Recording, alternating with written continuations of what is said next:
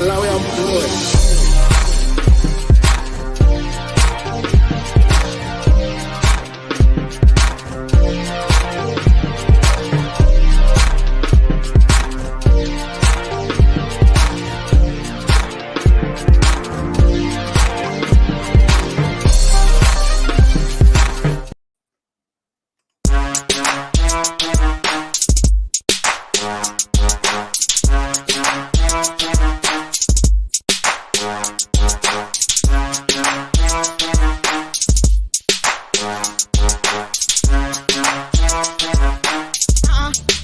Malawi boy.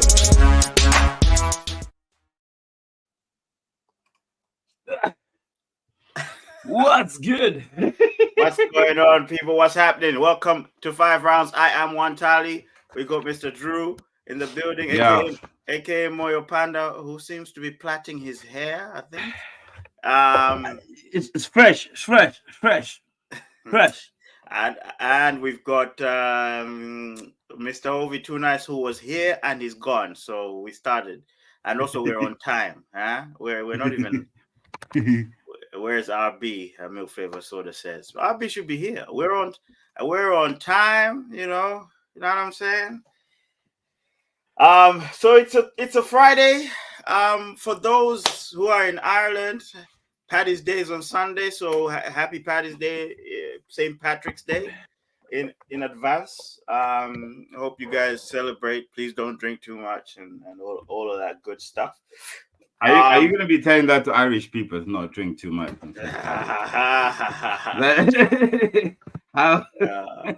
Gunjan says, I'm half asleep. It's 1 a.m. Sorry, Gunjan. RB says, I'm dead. Hello. Yeah, hello. We're on time. That's what we say. I'm not always there when you call, but I'm always on time. Mr. Ovie Too Nice is trying to come in, but he's having trouble.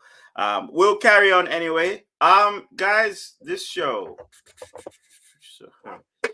the Miss is watching, so behave. Milk Flavor Soda says, does she know what organization you're part of? Have you told her? You better tell her before I do. I mean, why do you even put it out there that she's watching? Yeah, why would you do it? You're just inviting trouble. You are just inviting trouble. You know I'm confused. Oh God. We don't want to make him sleep on the sofa. So yeah, today's topic, guys, is navigating cultural integration. The cool thing about it is most of you guys who watch this show are living abroad or living in diaspora, or as they say, diaspora. RB says, send love to my sis-in-law. So, for those of you that have been with us for quite a while, we've sort of spoken about this before on a topic called living abroad. But on that topic, it was more around the why are you living abroad? It was exploring why you're there and what are your struggles. This is more of how are you integrating into a foreign society? How what are your views towards that foreign society? These are some of the questions we'll be asking today. So guys, I would really love to hear your stories, your challenges, your trials and tribulations. If you've noticed, I do have a cold, so sorry, but we will soldier on, don't you worry. Most importantly, Mr. Drew, how are you? I see you having a beer. This is my part of integration. Okay, you do what you need to do, sir. I mean, no. I just felt like a beer today, just to, calm down, chill. It's a Friday. All right. Okay. Yeah. Okay. It is part of integration because I'm drinking a Heineken and we don't have this in Malawi, so. See this guy, Milk Flavor Soda says, I'm surrounded by a lot of Mzungus, man. So Mzungus is Chichewa for white people. Right. Mr. Ovie Too Nice is back again for the 5th time, looking like the internet is the neighbor's internet. But the old ladies are so nice. Oh my gosh, this guy. Okay, let's carry on. So I wanted to ask you, Drew, actually, because Drew, do you recognize, embrace, and respect the customs and traditions of other communities. Hang on a second. Let's start. Let's start the first question. Do you recognize, right? Do you recognize that there are other, do you recognize the customs and traditions of the country you're currently living in? Because that's not the country you're from. So No. you're currently in Norway. Do you recognize the culture, the tradition of the country that you're living in? Obviously, yeah. I mean, here, let me put it this way: when a person moves here, first thing you have to, or first thing they make sure that you do, is to learn their culture, language, and you have to sort of take an exam. Hey, and once you pass that, then you sort of become a part of the culture per se. Without that, there won't be any such sort of integration, because if you're looking for a job, they'll ask you for these things. Have you gone through the language courses and everything, the cultural courses and everything? Even going to school, you need that, because there's no the language is very important here. There's no English here, by the way. We speak Norwegian. So when he says here, we're talking about Norway, guys. All right, we're talking about Norway. Yeah. So you have to kind of go through that cultural, learning language to be able to integrate into the system. Otherwise, it's a hustle. It's a hustle. So you have to do it. Wow. There's a big claim from RB. RB, do you want the Norwegians to come after you? You want the Vikings to come after you?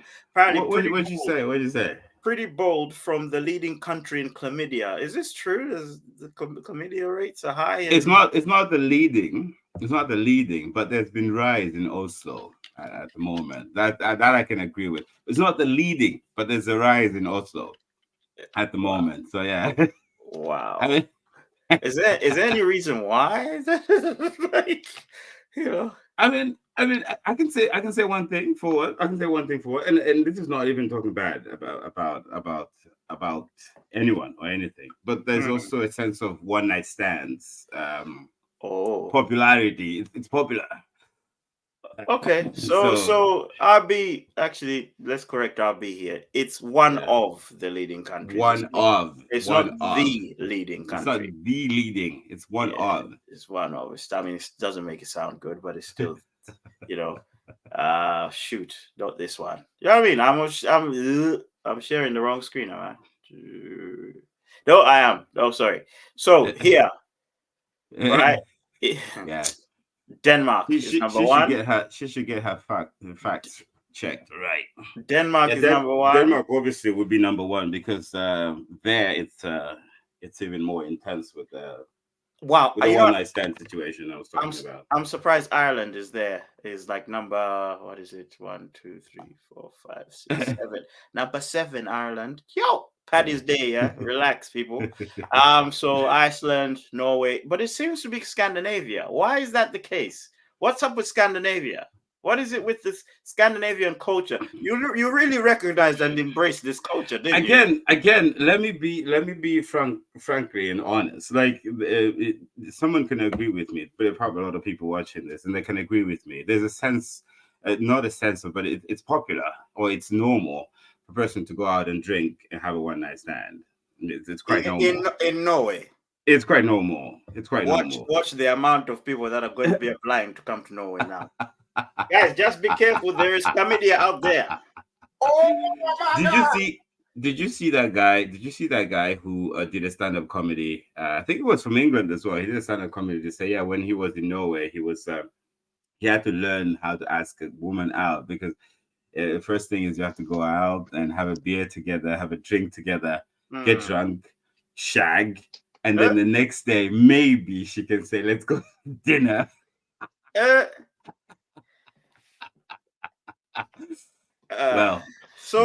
Well, again. What's the population of Norway, if you know? 5 million now, I think, around there. 5 million, maybe a little extra. Sorry, sir. But anyway, sorry, sir. It's my turn to speak, please. All right, I want. Sorry, sir. So sorry to everyone Can you that have speed just this jumped up, in. please? Yeah, but I just want to find out, okay? How much is accommodation? How much is buying drink in Norway? Because I want to know. Flights, don't worry. I've Are already are checked you that. coming for the chlamydia? Anne Are you Marie, coming for are the you chlamydia? watching? Boss, Are you coming? boss, boss. Wise men, wise men. No. Listen, I'm a child of God. I am protected. So, I'm a child of God. I'm Okay. protected. mm. So Drew, you've Yeah. mentioned that when you go to Norway, the first thing you have to learn is the language because they don't speak English. How Yeah. easy is it to learn this language, and how did you manage to speak the language? And somebody has asked, could you speak some Norwegian as well? I mean, to some other countries, people coming from some other countries, like Germanic countries. By Germanic, I mean like the root language coming from the Germanic, root language, right? So this will be Germany,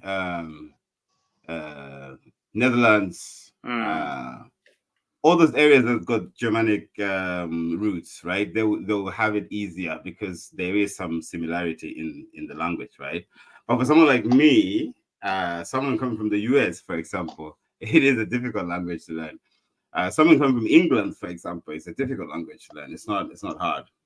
It's not easy. I mean, Okay. So so how long did it take you? it took me about, let's say, 2.5 years, I would say. Yeah. To get to really And I then mean, okay, so Mhm. I had my own sort of set of skills that I used. I ditched the school. Basically, I did some hours at the school, but I found out that I wasn't learning much. So I applied for work, and I learned a lot from listening to people at work, and I learned the a lot also by sitting on the train and just listening to people talk, reading the newspaper. That's how I pretty much.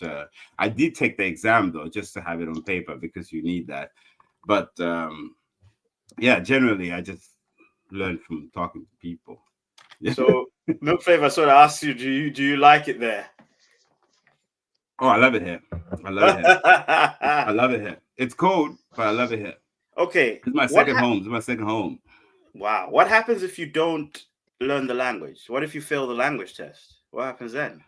I mean, they give you a chance to do it again. And what if you fail it? Obviously, What if you fail it again?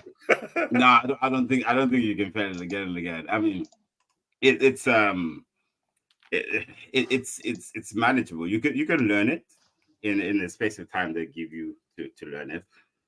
But the thing is, if you don't take the exam, you will have issues in the future. Let's say you're young enough, or you could be older like me, to say you want to take, you want to study again.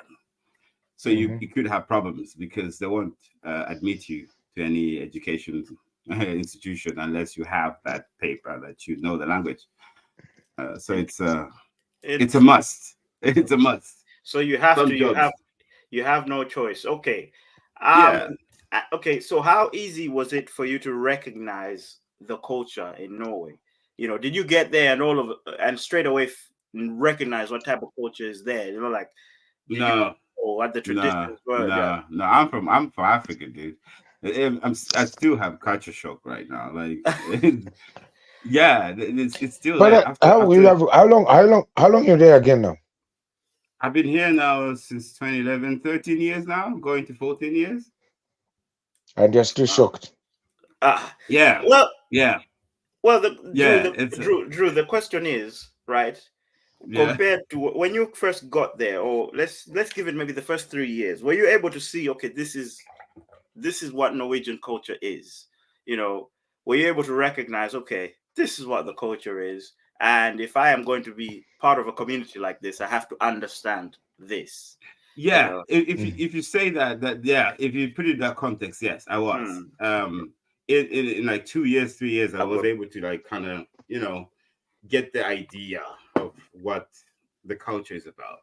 Number one, this is one thing that I like the most also about Norwegian culture is that there's a thing called there's a thing where people work together to contribute in a society. What do you mean contributing? What in what Knowing way? that When you're saying they've been a socialist country for a very long time. So let's say you live in a community, in a small community, and the kindergarten needs maybe a fixing of, like, the kids' playground at the kindergarten. So every parent within the community will say on a Saturday, okay, we're all gonna go there. Someone's gonna bring a hammer, someone's gonna bring wood, whatever, and all the parents will build that thing again, right? This is Norwegian culture. It's pretty cool. It's like you can't say like, oh, we're gonna leave it to the kindergarten because we pay them anyway, they're gonna fix that. Here it's kind of different. They sort of put together their heads and say, okay, let's go build it. Or the school is missing something. Can we just all parents get together and go clean it up or do whatever we have to do to make sure that it's working again? This is Norwegian culture, which is pretty cool. Okay. Which is pretty cool. Yeah. Now, I'll is come this? back. Yeah, go on. I just wonder, does this happen in every city, or are we talking about small cities? The whole country. The whole country. The whole country is like that. So it's like part of them. It's part of them. Interesting. Yeah. So you, sir, you like last what last did you contribute? Because you don't know how to use a hammer. Okay, well, apart from like you don't understand. You're there 14 years. So apart from you being a DJ and a photographer, what did you contribute? If your school wanted a string, obviously we've been missing you. Ovie, you haven't seen that this man was on national Norwegian television, my friend. Yes, he was, but it's over. Like, I don't think the community wanted music. There's a day that community said, "No, today we want music," and you stand up and say, "Okay, I'll contribute my music." No, you know what I mean? So you, sir, what have you contributed? You need to look at things like this. I can fairly say this. Several times I have been to my kids' school and my kids' kindergarten to help fix something, and yeah, it's been Give us just one example. What did you fix? Anyway, let me read these comments. Gunjan, wait. So Abi says, I know this guy doesn't have any DIY skills. That's why. So I know. All right, hang on. Ovi, don't worry. We'll get to you. We'll get to you in a minute. Before we get anywhere. Yeah. Let me tell you what I used to do. What I used to work with when I moved here. I used to work with a company where we're taking down buildings and building them again. If there was damage of water, fire, whatever. When I moved here, that was my job. Basically. That was my job. That was my job, basically. So I'm a handyman. I know how to use a hammer. Oh. Just because you're working on the site cleaning up after the real builders doesn't mean that you're the builder. I mean, okay, this is a challenge. This is a challenge. Next week on the podcast, I'm going to send in my videos and pictures, me working on a construction site. We would love to see that. And I'm sure a lot of people, a lot of girls want to see that. You know, they would like to see your that side. You know?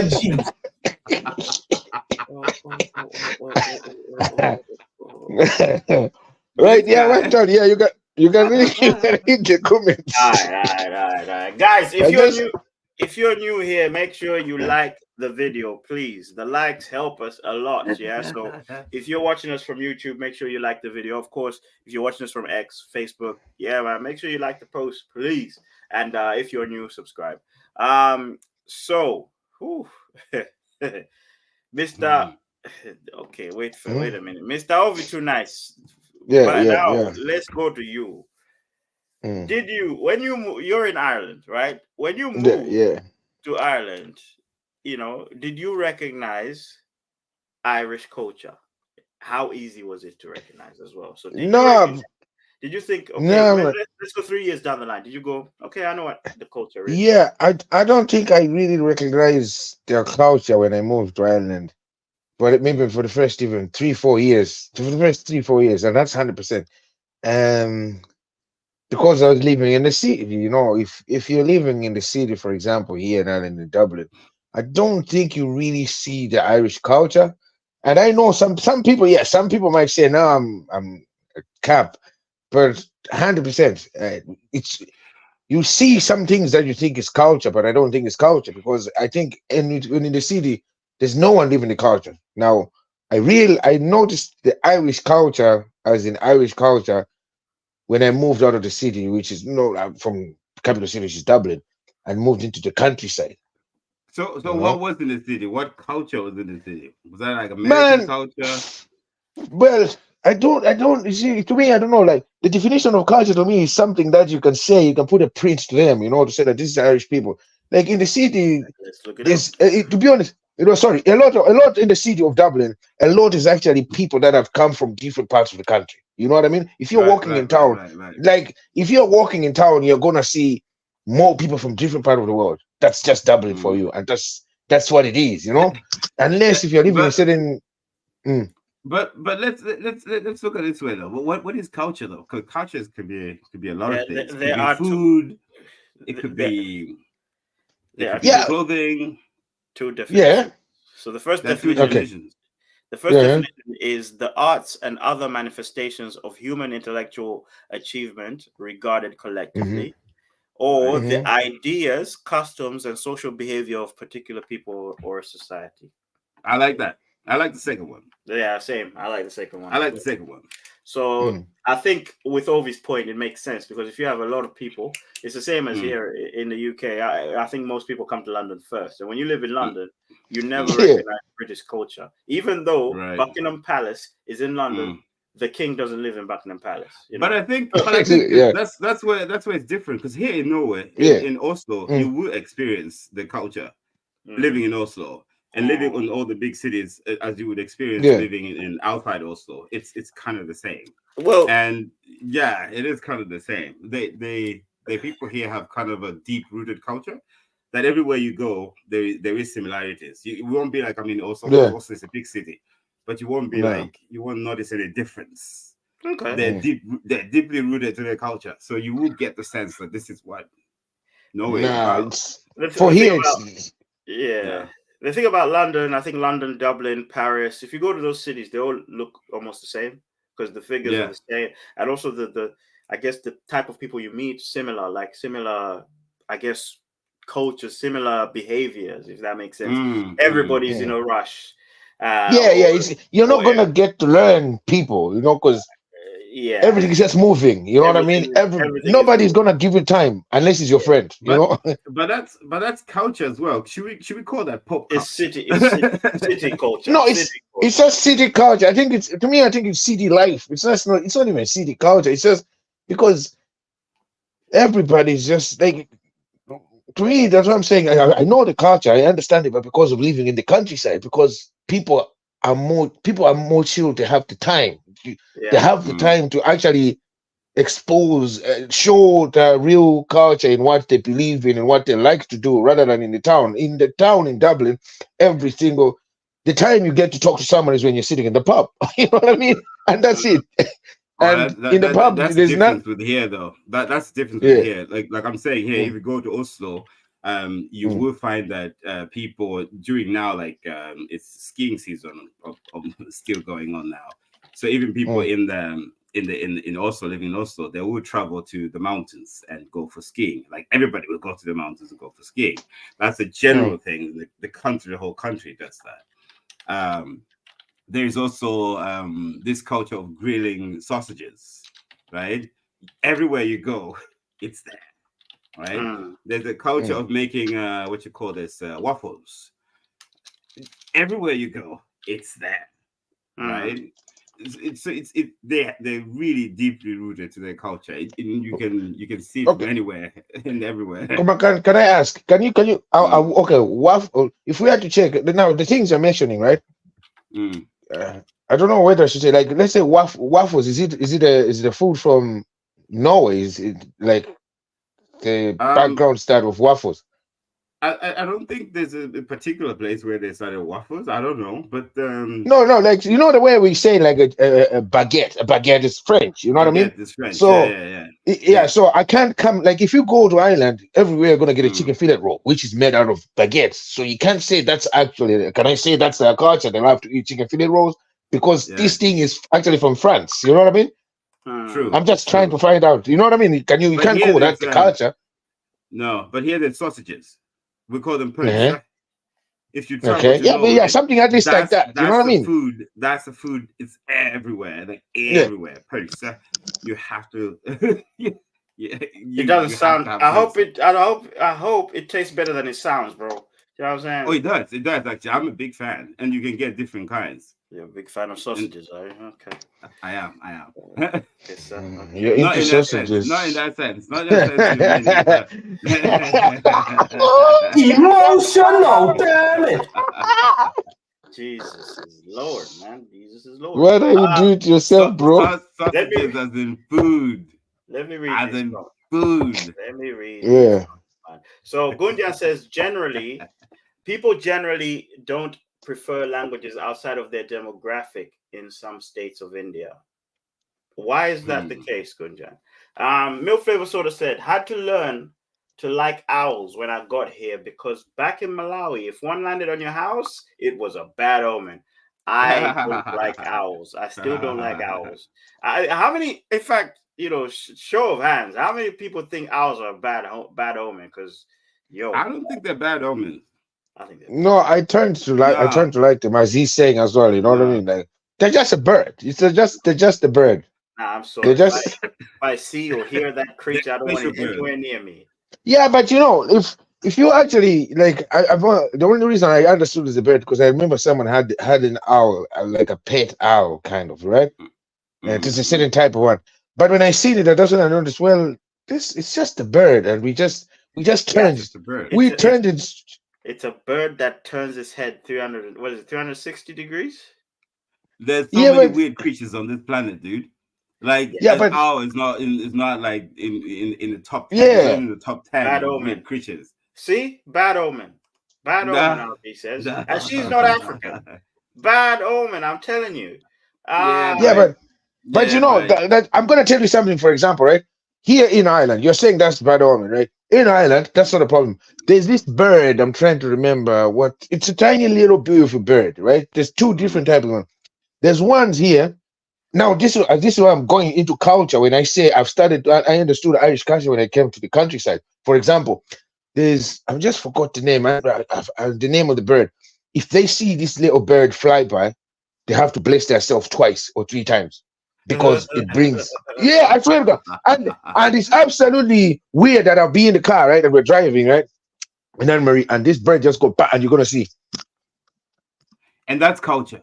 That's culture. Everyone knows that there's this bird, and they say if you see one's for you see the same bird, if you see one of them, it's for good luck. If you see two for sorrow and three for something, so you have to bless you in a different. And everyone in the country will know about that bird.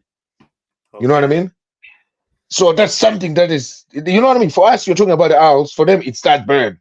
And I see the bird. I was like, I've probably seen this bird in my country. I guarantee you, somewhere on this planet, there's a tribe that eats owls. Yeah, I guarantee you. I wouldn't be surprised. No. Listen. If people can eat bats. Exactly. If people can eat bats, like there are tribes in Malawi, in the southern part of Malawi, that eat bats. Yeah, the Aboriginals in Australia, they eat bats. Thank you, but this is not the cuisine show. Hold on a minute. Thank you very much. It's culture. It's culture. Oh, it is culture. It's just culture. It is culture. Let's see. I see. I got somewhere with these comments, man. Damn.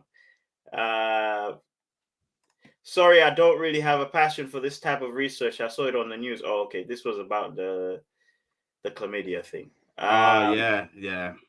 Excuses. See. So, hold on.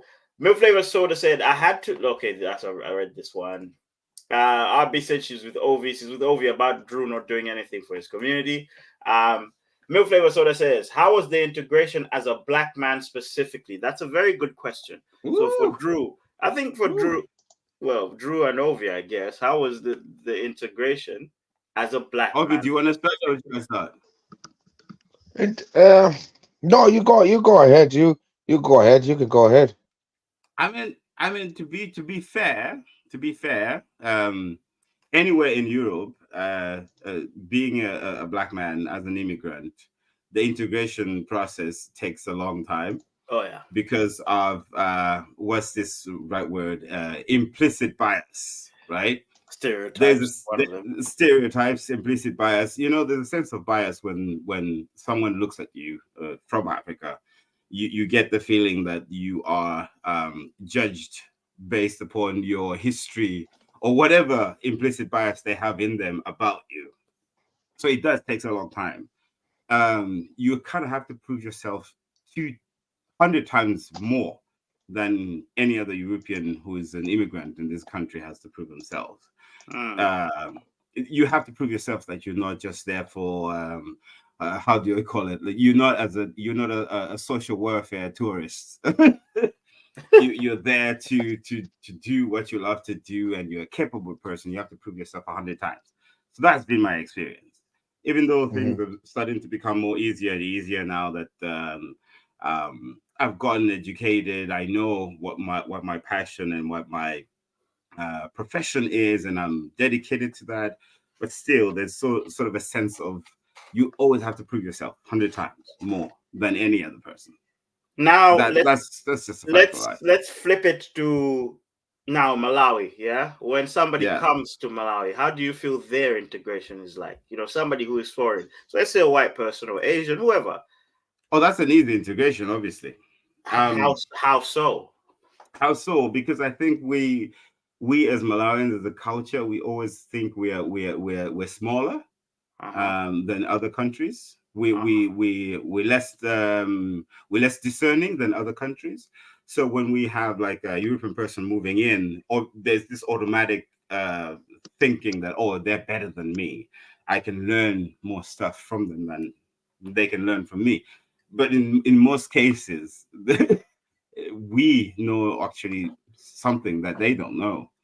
So I think it's a mindset that we need to change there. It's like nobody's better than anyone, to be fair. But would you say Nobody's better than anyone. Would you say that person is integrated into society though, if based on how we perceive them or how people perceive them? I mean, integration into society comes with the comfortability of like you're settling. How are you settling? Yes. Is everything okay financially? Are you able to find a job? Are you able to support yourself? Are you able to do what you want to do in life in that particular area that you moved in? That responsibility comes with integration. So, for instance, if let's just say I'm from Nigeria or I'm from Senegal and I move to Europe, right? I don't have formal education. It's gonna be a little bit difficult for me to kind of tap into the society and go by, right? For a European person moving into Malawi, for example, it will be an easy integration because they could just go to a lodge which is owned by another European person and say, "Hey, I need a job," and they'll get a job, right? That I cannot do here. Oh my god! That I cannot do here. But it's a fact of life. That I cannot do here, right? I think integration in any country, well, in Malawi as well specifically, it's hard to get IDs if you don't have money or what. It's hard to get these things. Right now, it's everything you need money. You something that is for free, like an ID, you have to pay now. You have to.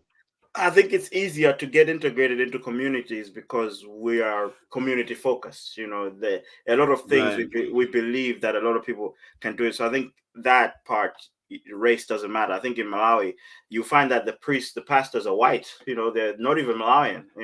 And they're integrated into community. They visit. You find them in some remote areas. Eating sima with locals. So the integration there is quite interesting. I think we are very welcoming, very warm people. So, and you get I would second that. I would second that 100%. I concur with that because again, again, the implicit bias is very different. It is totally different. The implicit bias is very different. The implicit bias in our sense, when we're in Africa, when we see a European come to Africa or a Chinese person come to Africa, it's always a sense of like, they're better than me. So I welcome them, with warm heart. When you move into a country where you are inferior and you are a minority, it puts you on a competitive level where you're down here and everyone else is up here. So you have to prove yourself 100 times, 1,000 times more to be able to kind of fit in. That's just a fact of life. Let me read these comments, man. Let me read these because there's quite a few. There's quite a few. But good question, Milk Flavor Soda. We had to answer that. Let's see. So here, Gunja said a black man in a foreign country are generally assumed as a rich man as per analysis. That is not true. Most black men are perceived to be athletes. You get that point. We are perceived to be athletes. From rated U to R18, they just think athletes. No, let's be fair and honest here. You don't get it, especially Europe. Most Africans who move to Europe, they're perceived to be asylum seekers and social welfare tourists. I'm just being plain and honest here.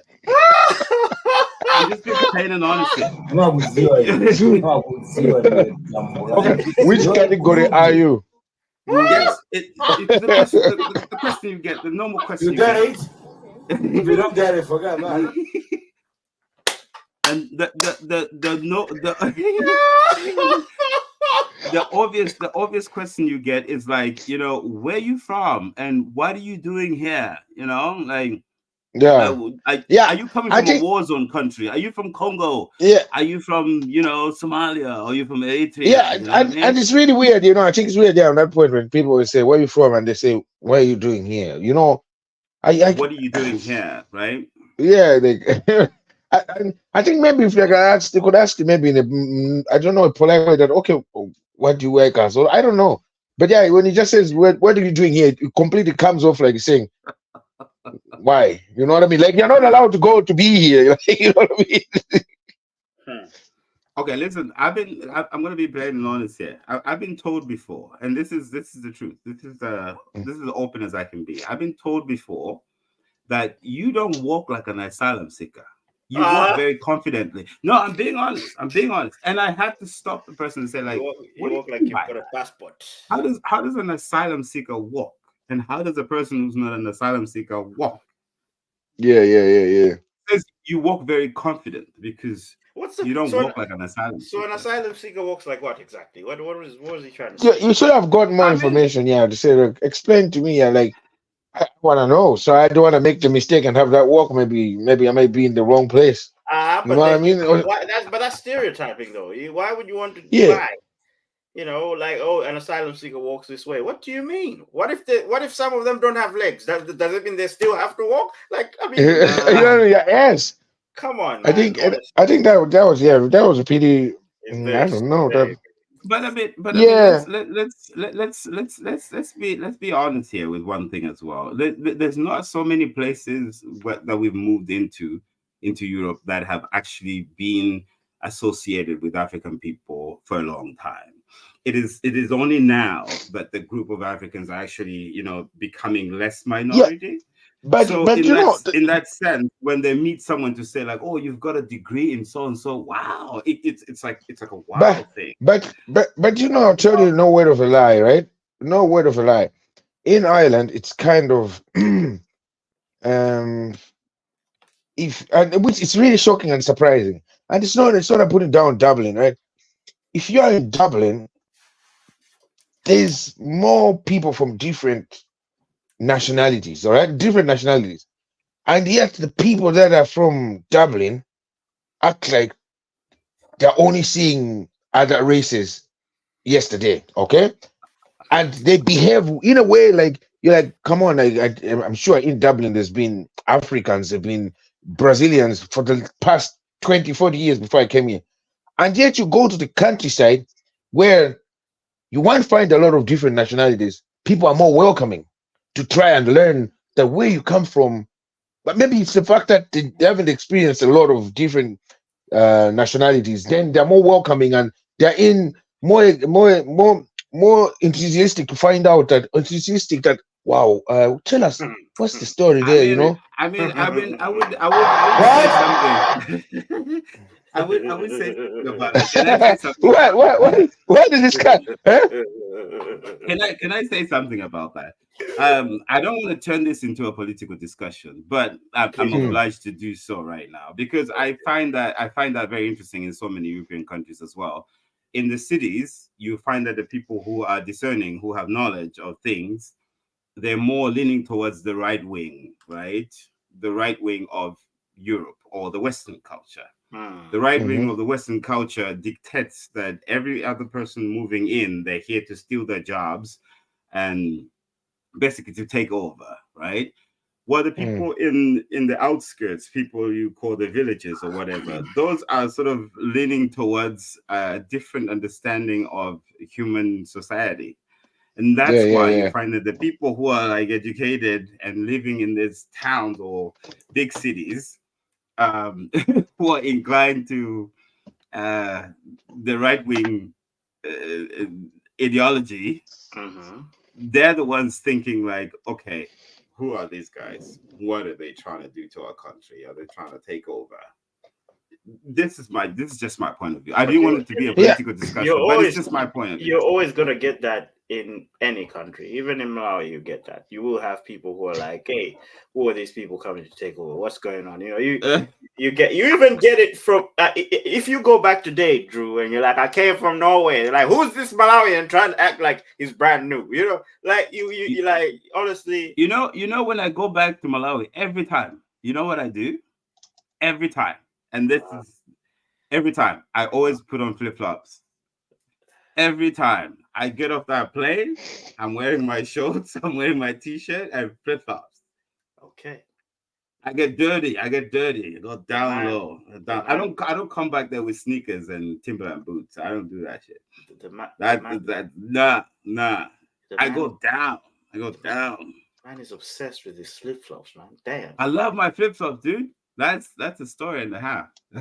Okay, let me continue these comments. Can we get a definition of culture? I think we did. Gunjan says the culture has not been given to you. It's in the dialogues and dialect in the regular use. Yeah, I could say that. That's why I love London. Diversity is amazing. Yeah, London's very diverse. Gunjan says the pressure when you arrange your living in society, the apartments near the SCZ locations are specifically built for professionals. Okay.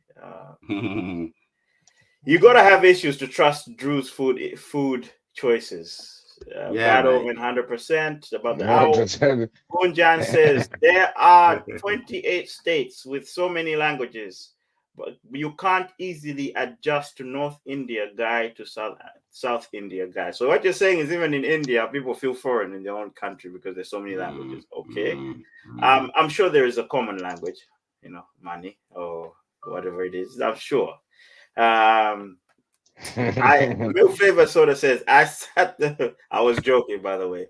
I sat with them for like an hour and a half and low-key loved it. They cute as F. Real Favor, what are you talking about? Magpie? What's this magpie situation? Oh God. Gunja said the God is even different. Oh, I don't know how to pronounce these, man. Gunja says again, Malawi, Botswana, for educational purposes, people are totally different, but we have similar words, similar cultures, like similar cultures. Yeah, we do. Certain things. The histories of the tribes extend even as far as Hawaii. So yeah, there's so many things we have in common. And Malawi, they do not call it the warm heart of Africa for nothing. We are the warm heart of Africa. That's right. That's right. Anne Marie says, Ovie, why are you asleep? I've never seen Ovie so quiet. Yeah. Because I'm trying to suck it in and here to learn about Norway. It's my turn to understand this game. I know about England. I don't want to know anything. It's nothing to do with me. But I want to know Norway before I can explain where I'm from, my side. This is how this is how Ovie, Ovie visited England, and this is how he's not integrated in culture like that. He visited England. We're on a train, and there's a lady with her dog on the train, and you know what Ovie says?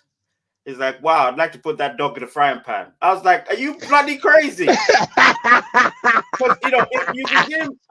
I mean, let's put it this way: cultural sense in Malawi, maybe it might pass off as a joke. But then here, people literally live their inheritance to dogs. Yeah, but that's what I'm saying. But you know what I'm saying. But listen, this is the difference about it as well. Like that's why I say, like I noticed that yous out there are just so dry. You are absolutely dry. You know what I mean? Because like in Ireland, one thing I swear you are dry. One thing in Ireland that I know it's a culture thing. You cannot be anywhere around without someone slagging you. Like you can walk. You can literally walk into a shop, and the one that's on the till will make a joke about you about something. It's just the way Irish people are. It depends on where you work, because it depends. Even in Ireland, if we go Galway, I don't think people will slag you off in Galway. You know what I mean?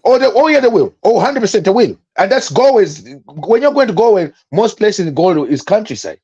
I lived in Galway in the countryside as well. I've been to Ireland and nobody slagged me off. Do you know what I mean? I'm excluding you because you're not Irish.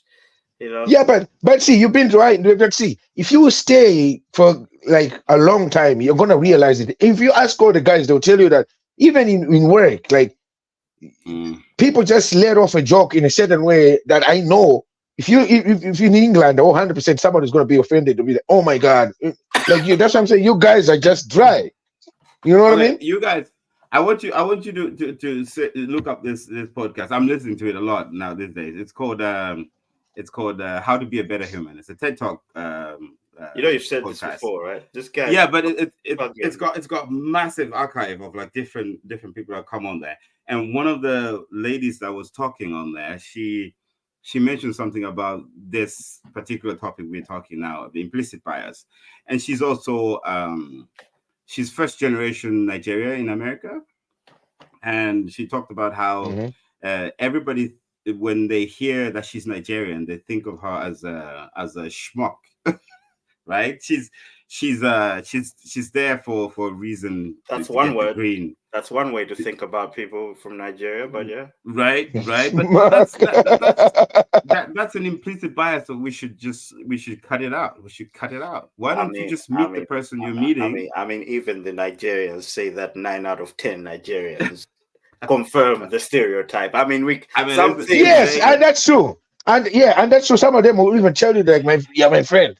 But if any other Nigerian ever told you this, my friend, just know you're in danger. You know, like people enjoy being popular. There's no such thing as bad publicity. People enjoy being popular.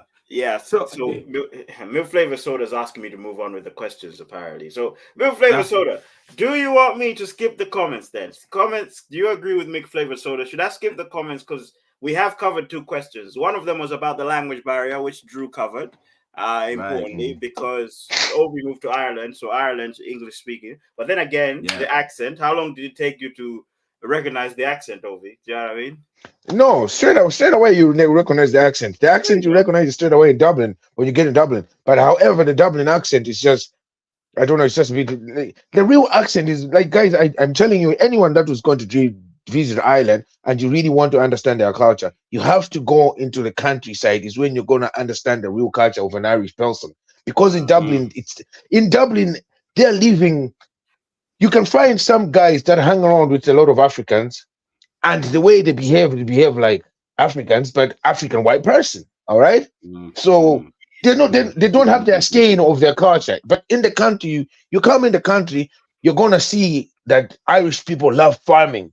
You're gonna see that a child as young as 10 loves to drive a tractor. You know what I mean? Wants to be in the farm with the father and driving the tractor, either making bales of hay. You know, someone, maybe his father's got cattle. He loves to go milking the cattle. He likes to go and help the cattle deliver calves. Things like that, you know.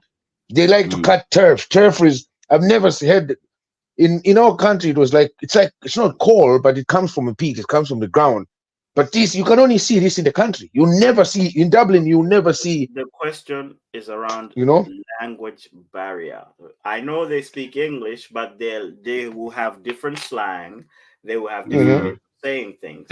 How did you? Yeah. So how did you adopt that? How did you adapt the language barrier? You know what I mean? Because let's be honest. Well, but those, to be honest, me, I didn't have really a language barrier. I'm coming from a country that speaks English. They speak English. The only difference is that they will just have an accent. But you didn't. Wait. Ovie, you didn't. Come on now. You didn't come to Ireland and understand the slang straight away. You know what I'm saying? Like, what's the, when people say what's the crack like, or what's good, things like that, like things that you don't really say in Malawi. You know what I mean? So how do you adapt that? Because there's no way your friendship circles, which would be predominantly Malawian at that time, would be speaking. No, but that's the difference about me. When I came to Ireland, my circle a lot was Irish people. And that's I swear to God. And that's why. No, of course. So yeah, but see, because I was this is how I adapted, because I was chatting with a lot of Irish people on a regular basis. And how did that? I was working. Did you? How did that happen? Because no, I'll tell you this. Okay, this is how it happened. It happened because I worked a job that involved me talking to Irish people on a daily basis for 8-hour shift, non-stop, on different doors. Because I was working as a door-to-door salesperson, so it was easy for me to get their language straight away, because I was doing that every single day, Monday to Friday. And that, but it is actually a very good question, because here as well, I will mention one thing here. You can learn Norwegian based on the area you're in, right? And you would think that you know Norwegian. If you move to a different area, they speak the same Norwegian language, but it's very different. For example, like how people speak Norwegian in Oslo is not the same how they speak in Bergen. It's the same language, but they have different dialects. So you kind of have to know that, okay, this dialect is coming from there, and that's how they speak, and that's how they pronounce this word. And that's right. I mean, in the UK alone, there are so many different accents, so many different slangs. You go somewhere, you might think you're completely the different place. Like, people just adopt different things. Of course, now the young kids are starting to adopt this whole London drill thing. Even in Ireland now, which really baffles me. You get people from Ireland with Irish accents speaking with London accents in a song. I'm like, whoa, what going here? But so exactly, those are the Dubliners. Okay, you should listen. Those are the Dubliners. They just pick up on anything. The Dubliners just pick up on anything. They don't have a stain of their own thing to say that. Like, if you come in the country, you rarely find people listening to hip rap. They love country music. They love music that you'll be like, okay, I didn't know that was a song. You know what I mean? Don't get me wrong. The reason to that songs, but like you go to a pub in the country and you go to a pub in Dublin, the music is totally different. Here you're gonna have a full guitar and guy with a microphone and singing in the pub. In Dublin, you're gonna find it. But he has a very good point though. I speak English, but I remember last time I went to Wales for a festival.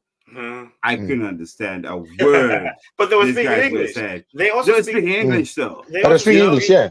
They also speak Gaelic in Wales. Right, but this wasn't Gaelic. They were speaking English, but how they were pronouncing the words, I'm like, what did you just say? Like, say I speak English, but what the hell? What did you just say?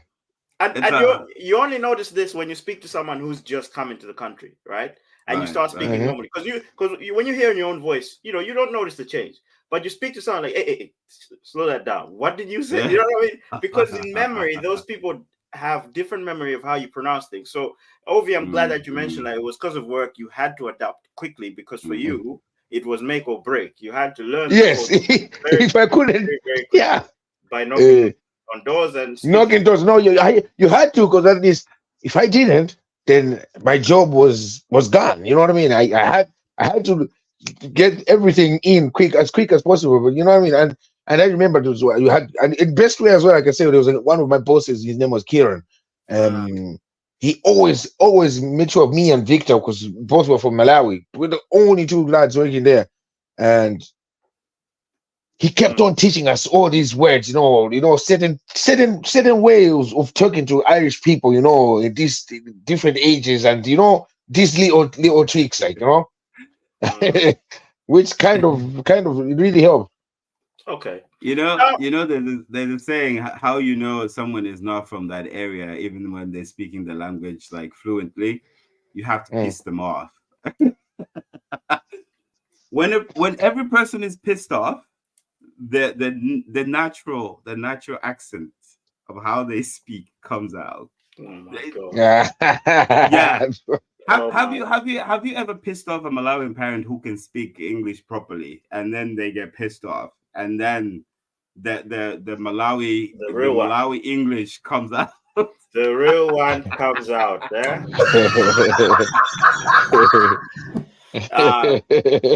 Okay.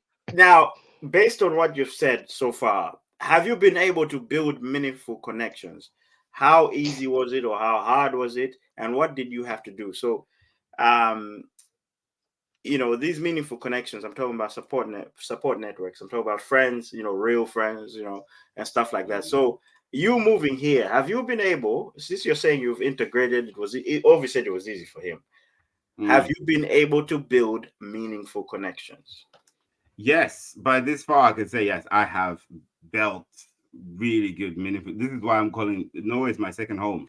I don't see myself returning to Malawi anytime soon, because I've built these connections, and I can't just leave them like that. I have to see where life takes me. In terms of how hard it was, it was a difficult thing. Because learning a language comes with also you have to write. You don't have to just only speak. So it's oral, and it's also written. And the written part is different from the oral part. So when it comes to academic writing, it's not the same way you speak to someone in the streets. You have to also learn, how you can write academically, how you can write professionally. And this is a challenge. This is something that not anyone can build in 5-10 years. It takes a long time. So it took me a while. To get a grip of that. But I'm here now.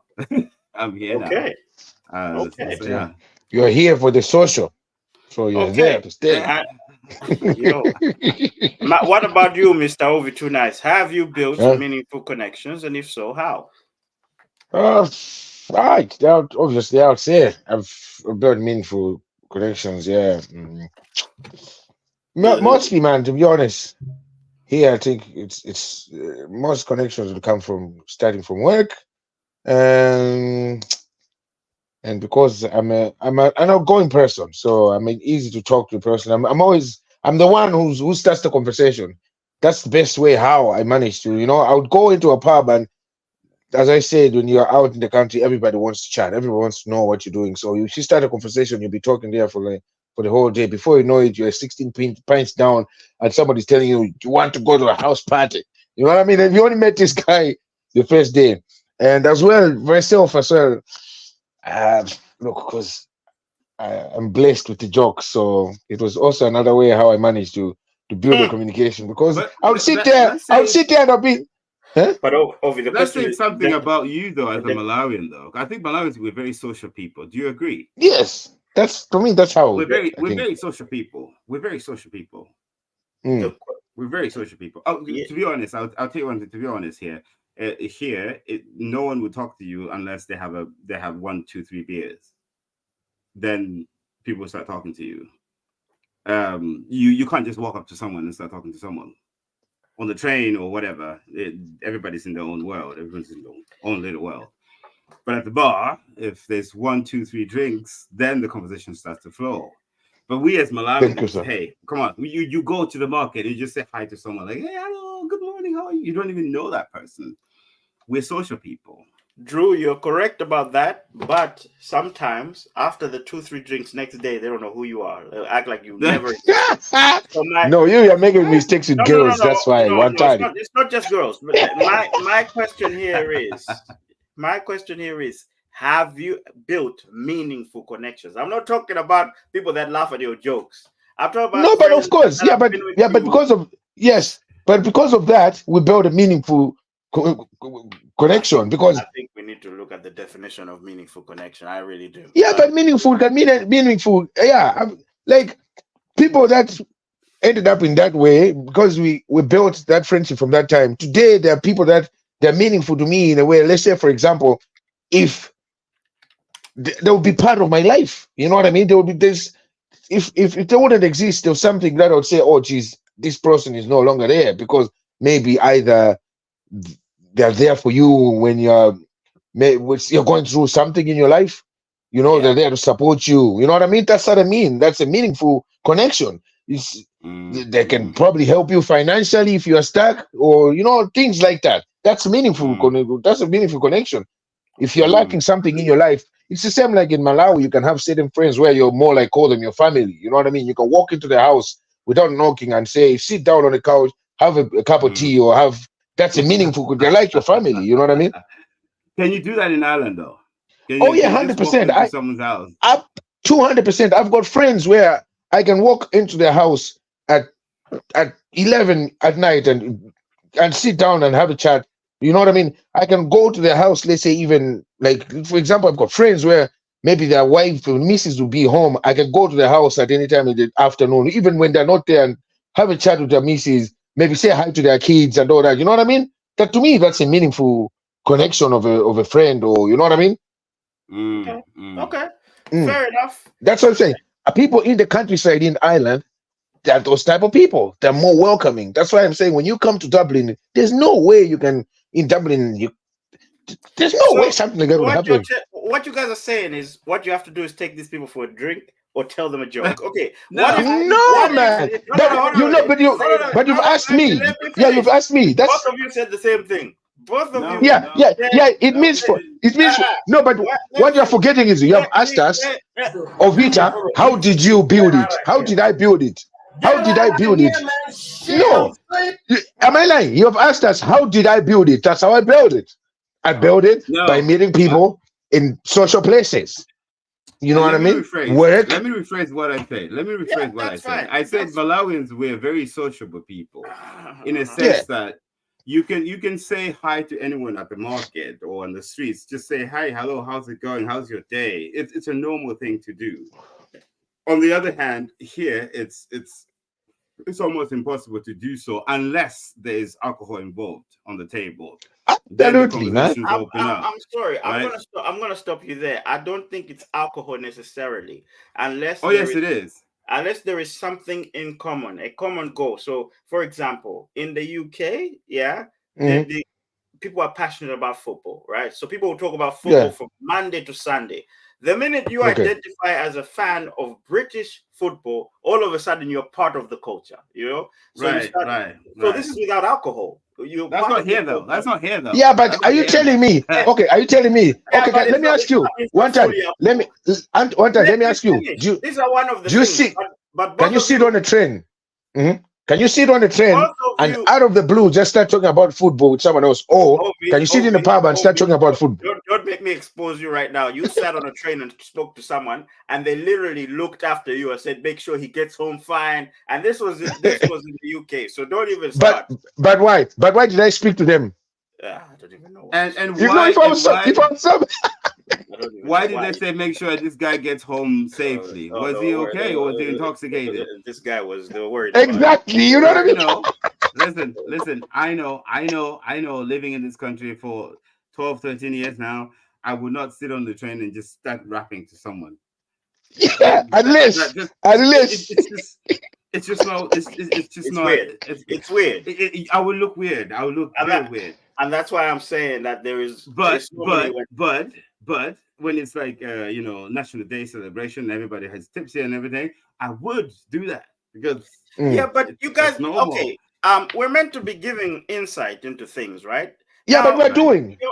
We're doing. Yeah, or are you? Well, the first thing, like I said, what I've taken away from what you said was jokes and alcohol. Those are the two things that I got from but I also explained in the beginning. I said how I told you from work. I say it from work as well. Okay, I mentioned that.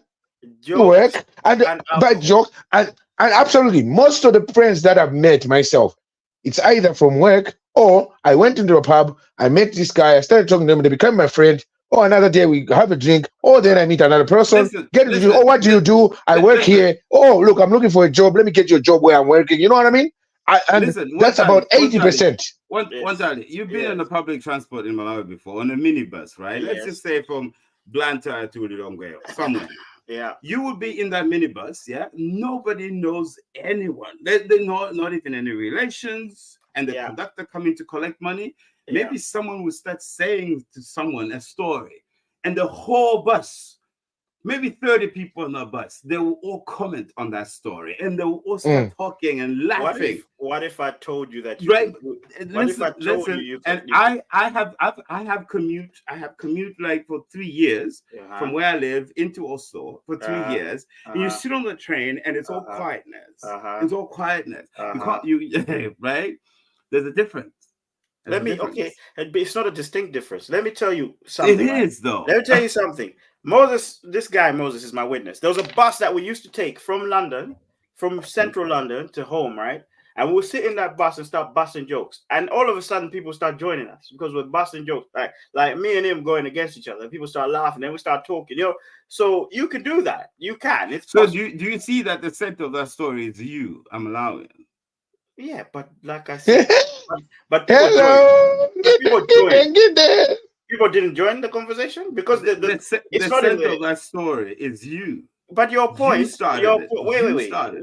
Your point was that in Europe it is not in the culture. I wouldn't say absolutely. It's there. It's there. You don't talk to strangers here. Yeah, but that's in Norway. Here in Ireland, it's normal, man. In Ireland, absolutely normal. That's why you're saying no. It's absolutely in Ireland, man. It's normal. I'm telling you, even in Ireland, you go to the shop. Let's say you, Drew, you go to the shop here. Let's say Super Value. You bought your drink, or maybe you bought milk, right? You're going to the till.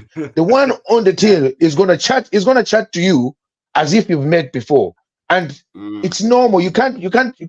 People can be on the till and talk for like 5 minutes when they pay their stuff, and you can't rush them. Whoa!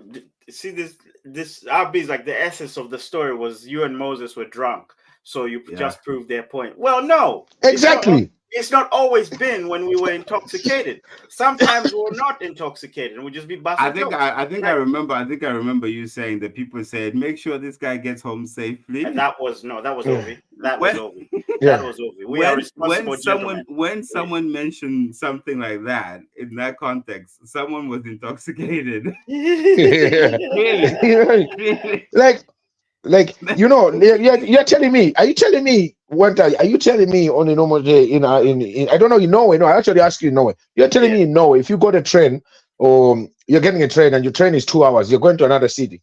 If you sit to someone, can it happen you the whole trip to go onto the train to the end point without the two of you talking, not even a simple sentence or anything like that?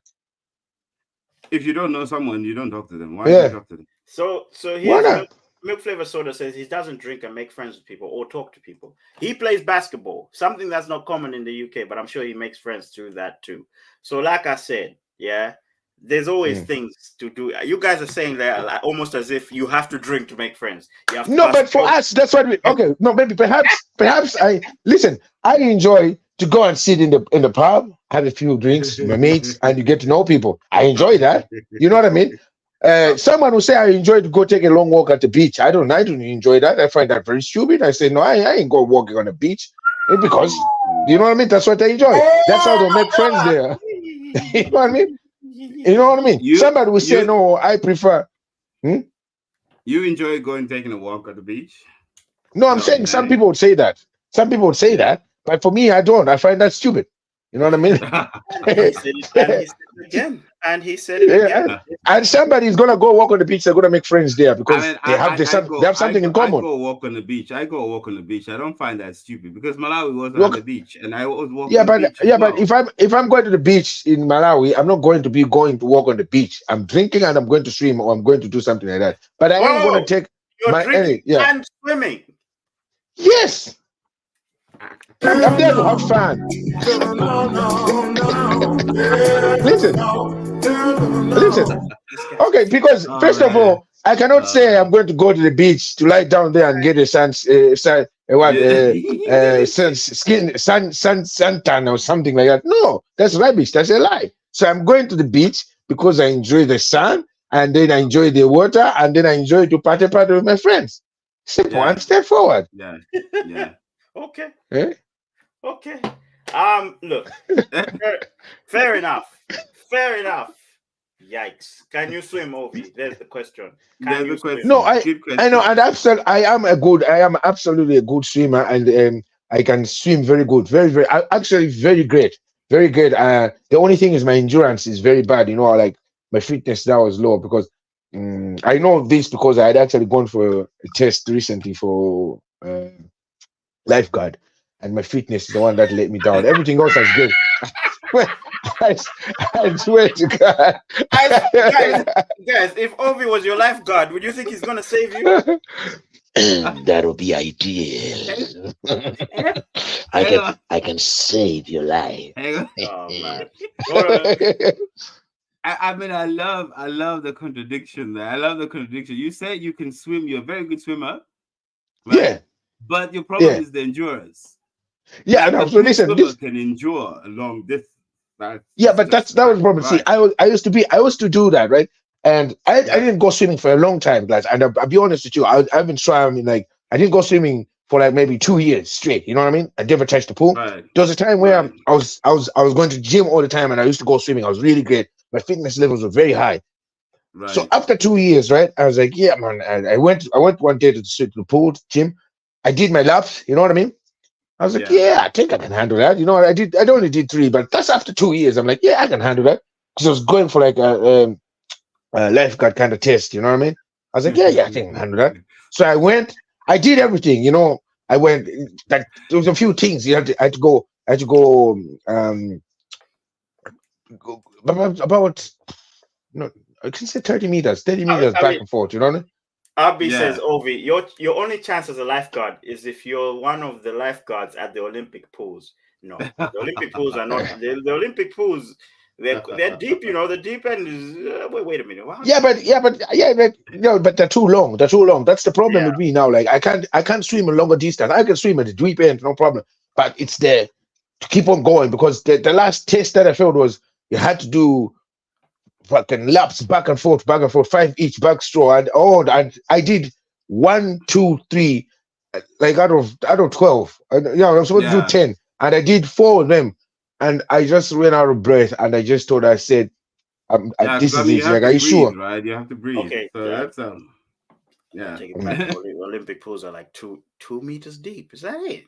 Yeah. They're not that deep. They're not that deep. So they're not that deep. Like here, you can find pools. Some would be what 2.8, 3. Unless you're competing diving, you know. So that's diving is gonna be deep.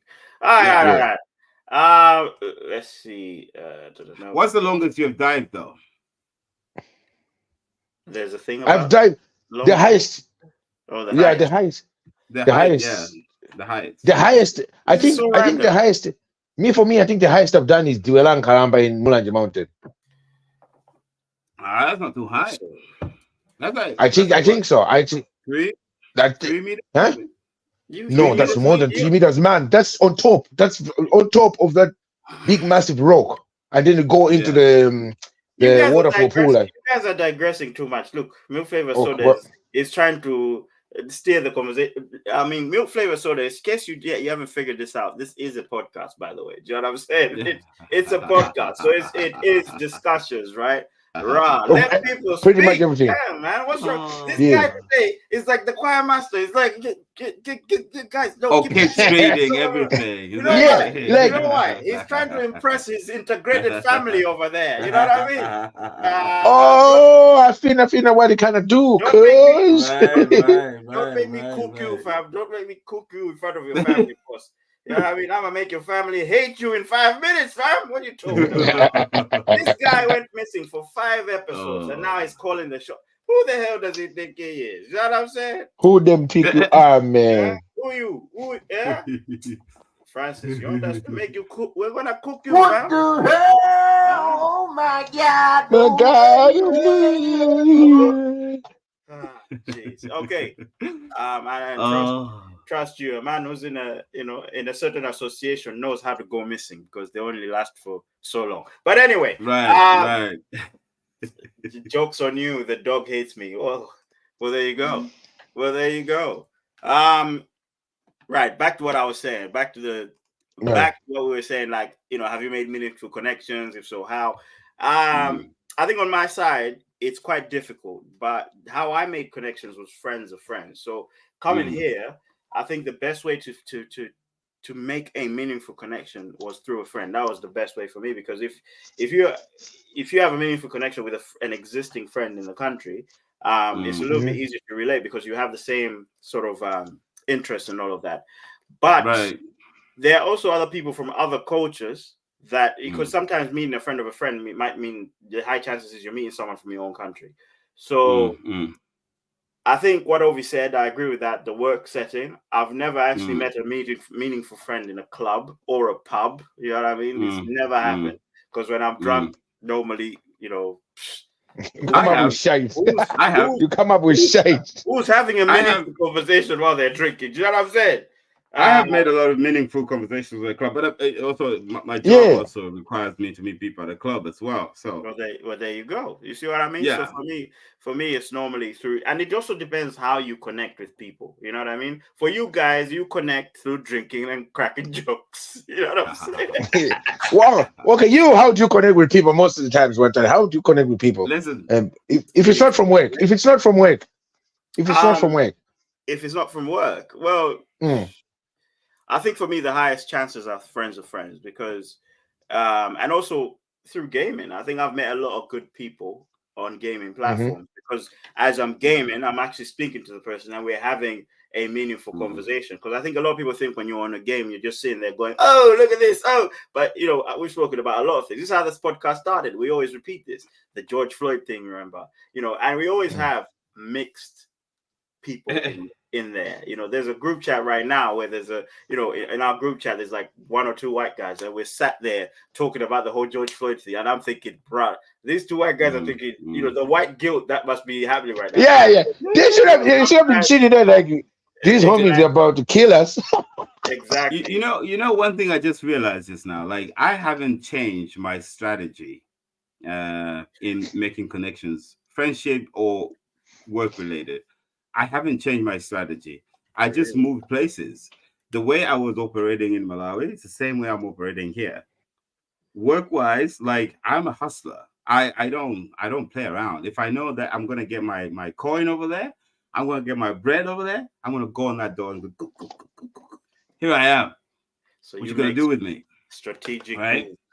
And on a social setup as a DJ, right? Like it would be at a club, and if I hear, okay, that guy owns another club and is just here to hang out in this club, whatever, and I'll go there and I'll get him a drink, and I say, hey, have a drink. And who are you? I'm a DJ. I play music. I heard you own this nightclub. I'm a hustler. That's how I play. That's how I do it. I haven't changed. It's I just move places. Okay. Let's see what these guys are saying as well. Look, Gunja said, cultural integration process is always a disintegration process. You see, it is true. Some cultures think that way. They say, look, we can't preserve culture. And in fact, the next question is on that. They say we can't preserve our culture by mixing. But I think you got to weigh up the pros and cons, Where are we? RB says, same. I made loads of connections like that. Golden Doodle. What the hell's Golden Doodle? Okay, I have no this idea. They're mentioning dogs. One Tally meeting his friends on FIFA. Yeah. Well, playing FIFA in 2024. Well, it's not called FIFA anymore, so joke's on you. You know what I'm saying? He's like, FIFA haters. It's FC, guys. It's FC. Please do not disrespect our game. Here's the question, guys. How can we celebrate diversity and contribute to multiculturalism in our society? There's a bit of the tongue twist there. Can you go again? How can we celebrate diversity and contribute to multiculturalism in our society, in the society you're in now? So while you're embracing other cultures, how do you preserve your own? That's a very good question. Which goes back to Gunjan's point. He made a really good point there. Cultural integration process is always a disintegration process. Listen, Mm. you can be anywhere in the world and Mhm. think that, oh, I'm going to preserve my culture, but Mhm. somehow, somewhere, you're It's going not to lose it. it's not gonna happen. You're going to lose it somehow, somewhere. You're going to lose it. You're And going to. it's just the normality of it. It's humanity. It's you suppose because there's so much you can press about your culture when you like. It's like coming into your house and telling you that no, from today you should start shitting on the floor because where I'm from, you shit on the floor. You know what I mean? And you're gonna tell me, dude, that ain't gonna happen. In my house, we shit in the toilet. If you don't want, get the fuck out. You know what I mean? So it's just the same. Use the same terminology, like you know. What I But that's true, mean? though. That's true, though. Yeah, That's true, though. that's how And there's that's how I look. You know, that's how I look if at you're it. in You know what I Rome, mean? if you're in Rome, do what Romans You do. you gotta That's do just what the how it is. Romans do. You can Yeah. say, "Oh yeah, I'm a cultural man." Yeah, you can do that cultural shit inside your house, no problem. Yeah. Do it. That's what. But the moment you step a foot out of your house, there's gonna be something that's happening. It's gonna violate your culture, and you're gonna find to say, "Oh, they're disrespectful." But no, they're not disrespectful. It's just you are No, in a no. place where they don't work that way. You know what I mean? Yeah. I mean, preserving one's culture comes with a sense of, how deep you are rooted into your culture. For Yeah, true. instance, like also this varies from place to place, and it also depends on if you have similar people around you that have a similar culture. Exactly. If you're I have some Malawian friends here in Norway, whereby from time to time I'm calling them just to speak Chichewa with them, because I know this is the only way I'm going to continuously speak Chichewa. I'm glad Online is I'm glad you right. mentioned that. Glad you mentioned that. Online thing, we can chat online, that's a different story, but calling someone and getting together for a beer and just talking to Jewa, that's a exactly. different story. You kind of feel connected again back to your roots. But if you're living in a place where there's no Malawian at all, you can't speak Chichewa, you will lose some sense of Chichewa. Yeah, sure. And we have seen this. People have traveled to America. I mean, obviously, maybe not now because there's so many Malawans out there, but we've seen it in the past. Let's say early 90s or late 90s, where people would travel to UK, live in UK for 10 years, 12 years, live in Europe or US 10 years, 12 years. They come back and the Chichewa has slightly changed. And you would think that maybe they're just being stupid. Like they're forgotten. But no, yeah, it was in they're fact. trying to It wasn't the floss. They're fact. trying to floss. Well, no. Listen. With me, I'll give you an example. With me, like I'm deeply rooted in Chichewa. I speak Chichewa like no man's business, and my Chichewa is very deep, right? But sometimes I find myself when I travel back, instead of saying I, which is no, right? Instead of saying I or no, I would say nai. You know what I mean? Because I'm speaking this language every day here, right? And it stays in your brain. It becomes part of you. Right, it becomes part of you. So in some sense, you do lose something. It's not like you can have Not everything something. You lose a lot anyway. You lose a lot of your culture unless you're hanging around with people with the same culture, and it is what it is.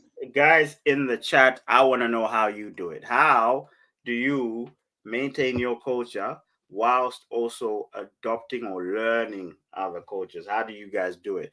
For example, there's certain cultures, like certain people that have children that are born in other countries that their parents weren't born in, but can speak their mother tongue. They know a lot about their culture. How do they do that?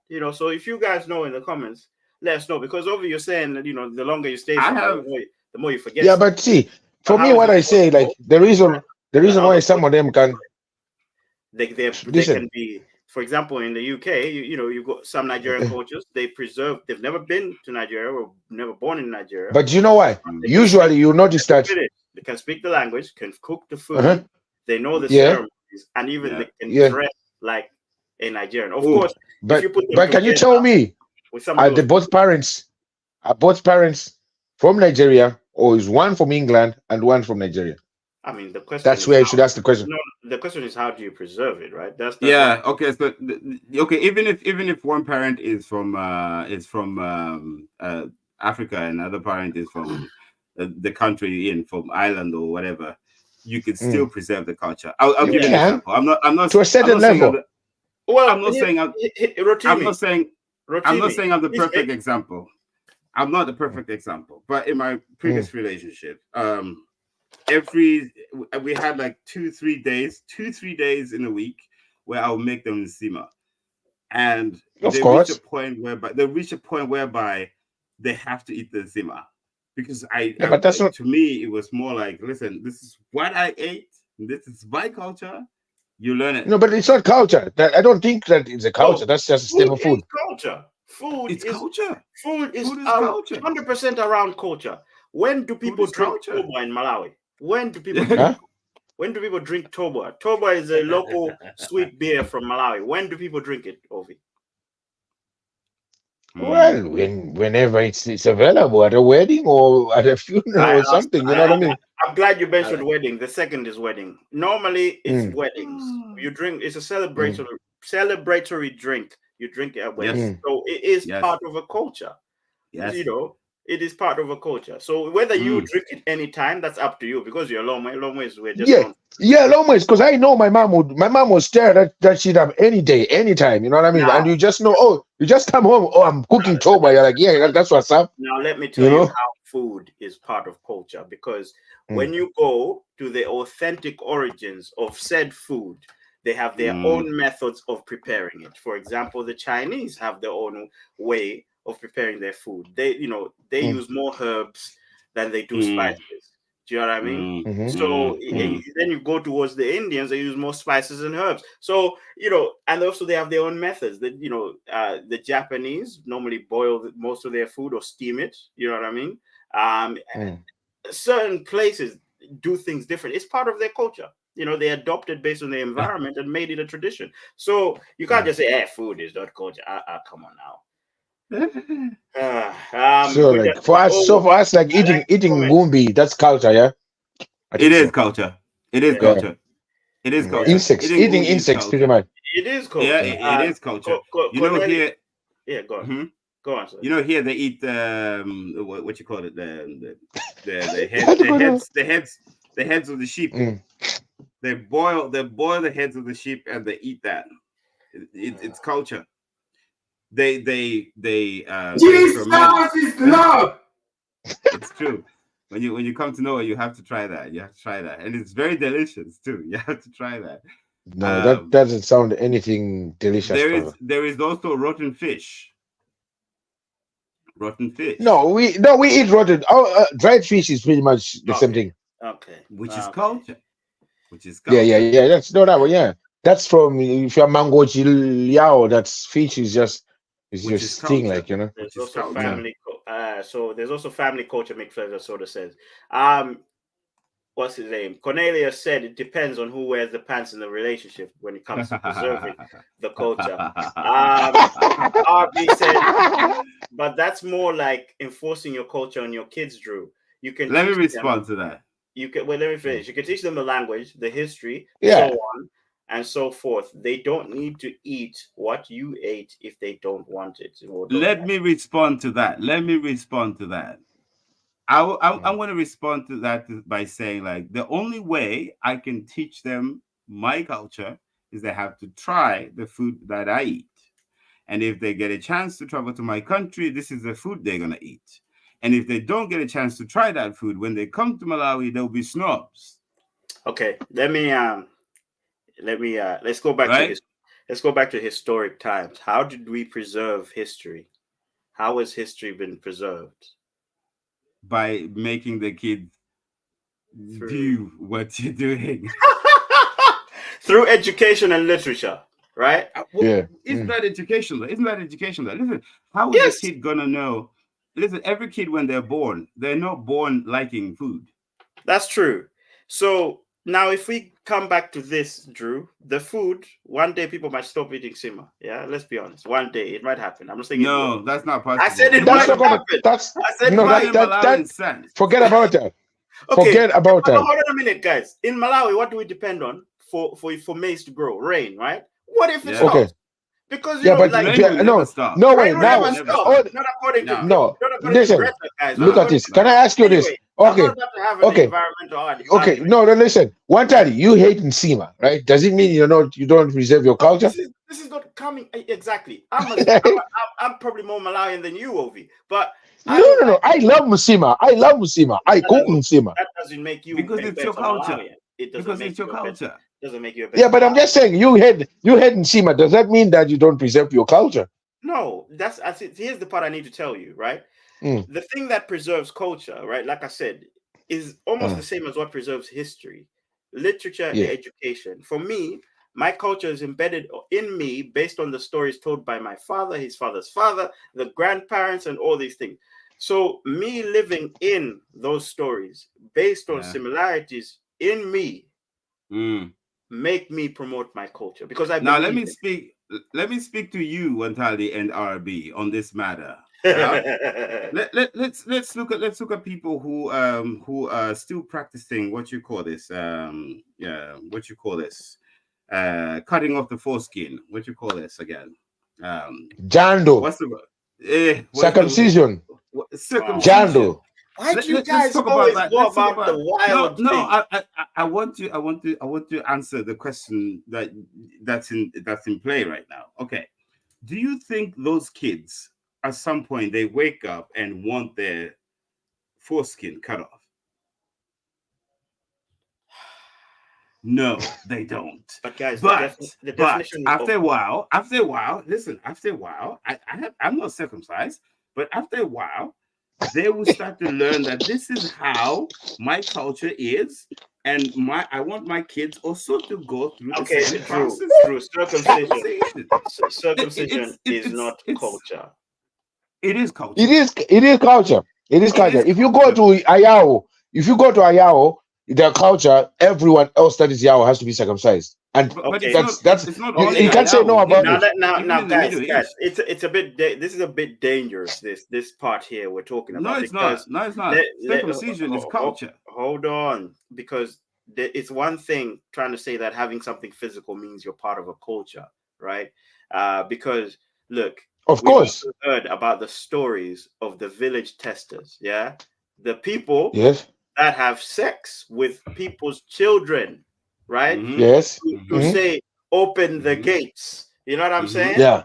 Those practices were stopped by the same people that were promoting culture. They said this is culture. We're doing this in the name of culture. But there was a chief, a female, what was her name again? But this is one thing I think the evolution of mankind contradicts itself. Because at a certain period, the same people that are doing certain cultural rituals and beliefs have sort of transformed into a different modern man, and then they blame other cultures for what they are doing to not be. Is it modern? Is it modern to think that a grown man having sexual intercourse with children is molestation? That's not modern. That is wrong. I mean, I'm not saying I agree to that. But there are certain cultural norms that you have to let them be. You have to let them be. But can you think of? You have no gains to interfere with that culture. I'm not saying letting a grown man going inside the house to have sex with kids is the right thing. That is a no-no. That's not a right thing at all. That's not a right thing at all.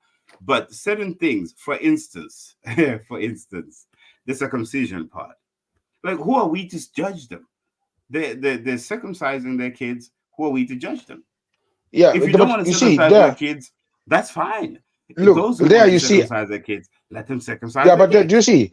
RB there say that it's highly practiced by different cultures and races. So it's not a culture.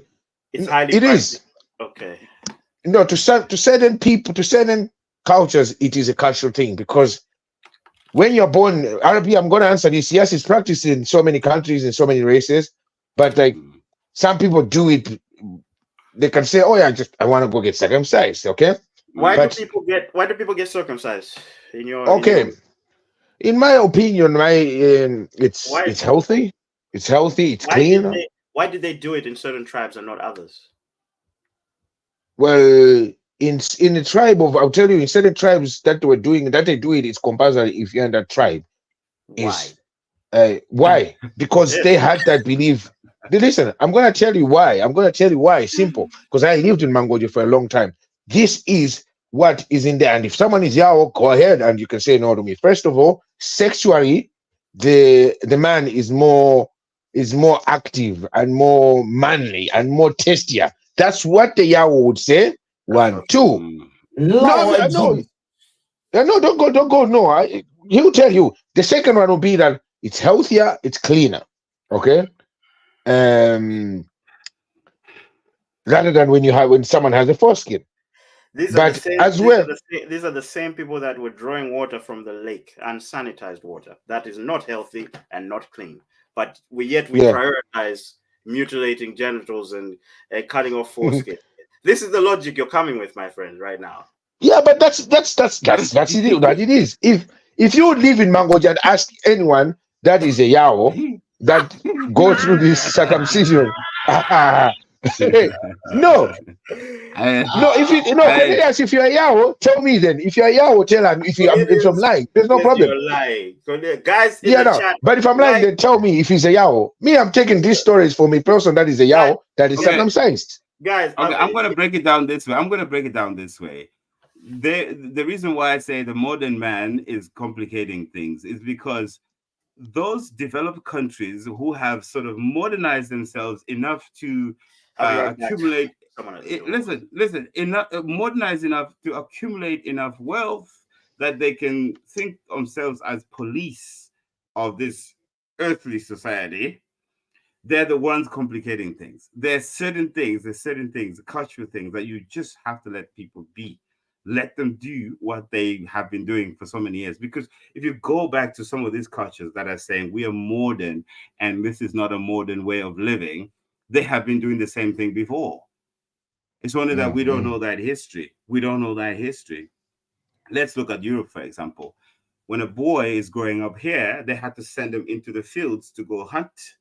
And if he doesn't come back, maybe he gets eaten by a bear or something, or an animal. That's it. He's gone. It's finished. Let's go back to history. But now they're policing the world. Now, this is what you're supposed to do. The modern man who is developed enough and created a world where they can police the world, they're complicating things in this world. Let's agree on that. Okay. Let's agree on that. I don't know what I'm agreeing on, so I'm not saying anything. Arby says if your PP is small or you can't drive it turtleneck, or makes no difference, miss me with the lies. Hey, strong. Wow. Oh, strong. I think that's another topic for discussion. I think tying circumcision to culture is a dangerous thing. I think. But if it is, it can be part of a culture. But I think tying it to say this is my culture, it has to be done. It can be a choice, yes. But saying that it's a culture, I don't know. I'm not sure about that one. Yeah. There are certain cultures where they believe that this is what a man is supposed to do, and you're not a man enough in that culture if you don't do it. Good for them. And you don't. Again. Like I'm saying, the modern man has sort of sending information to another modern man, like yourself and myself too, in most cases. And we don't have to police anyone. We don't have to police anyone. There's a saying, the more you know, the more you don't. Okay. I couldn't go. Let's give a good example right now. There's the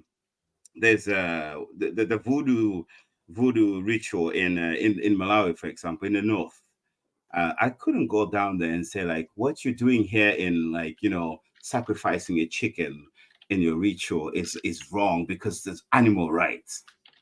Who am I to do that? Who am I to do that? Like, what constitutes me to go there and say, like, oh, you voodoo practicing people, don't sacrifice a goat because there's animal rights on this goat. This is a ritual that's been going on for thousands of years. They've asked you a question. So this is why I call it rubbish. How can you say you're not man enough? It's when it's a procedure done from babies. Yeah, but that procedure is not done by babies in other. Yaos, they don't. That's why I'm trying to explain to her. You can't stand by RB. That's why I was trying to explain to RB. RB, you know it that in any other country, in any other race, they do it for procedure as babies. in this tribe where I'm talking about, they don't do it as a baby. You have to reach a certain age, around 10, then you go away for about 3 months, away from your family. Jando, guys, you know Jando. But where is the logic in that? This is why I'm saying that there were certain things that we were practicing that are cultural practices that have been abolished because they are simply not moral or simply. But who abolished that? Who abolished that? Government. Who abolished it? But are you telling me Jando stopped? Yeah, they abolished it as well. I don't know. Do I look like I'm Yao to you? Again, because I know Jando is still there. You're not even Yao yourself, so I don't know why you're talking about it. Yeah, but I'm talking because I know some Yao. Like these words I'm saying, guys, coming from someone that is Yao. Like I went to school at DMI. I mean, at the Catholic University in Mangoji, and we were associating with Yaos. We were drinking with Yaos. They explained that I lived in Mangoji for 3 years. So these are the words from them. You know what I mean? Oh, good from people that are Yaos, from Mangoji. I wish they could come and speak now because, yeah, that's what I'm trying to say. That's why when Cornelia said lies, I said maybe he's a Yao. Maybe he can explain to us in a different way.